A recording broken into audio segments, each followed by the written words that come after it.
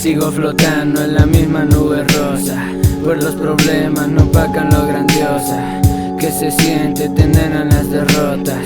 Quiero besarla, sentir cuando me toca, mas el problema es que yo la consumo tanto que me da miedo dejarla por la avenida. Un descontrol de pensamientos y llantos me hacen dudar de la importancia de la vida. El resplandor de alguna esquina de mi cuarto me hizo voltear algún momento para arriba.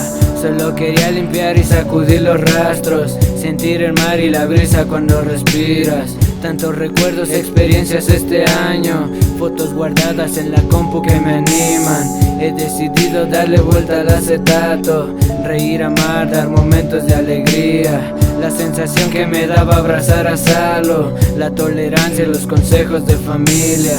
No lo pensaba pero lo estoy afrontando, la condición con la que creí que moriría. No ha sido fácil el mantenerme alejado, pues a una copa sigo estando de la ruina. Sin embargo, mierda, no quito el antojo. Soy un maldito adicto, no lo niego, me equivoco. Hay pensamientos que me dicen solo date un poco, pero siempre me acuerdo cómo acabó todo un monstruo, dejando todo a un lado, abrazando mis sueños rotos, haciendo de mi vida todo un pinche maremoto. Solo quiero alejarme, tengo fe en mi testimonio. No quiero repetir la misma historia, un terremoto. Falla de San Andrés, placas que me llevan al pozo. Dame la mano, ayúdame a cambiar el episodio. Basta de ser el títer, esas cuerdas yo las corto. Aunque a veces me duele, no lo niego, lo soporto. No más golpes de pecho de mi vida, soy piloto porque sigo flotando en la misma nube rosa, pues los problemas no opacan lo grandiosa que se siente tenerla en las derrotas.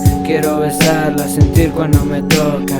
Sigo flotando en la misma nube rosa, pues los problemas no opacan lo grandiosa que se siente tenerla en las derrotas. Quiero besarla, sentir cuando me toca. Sigo flotando.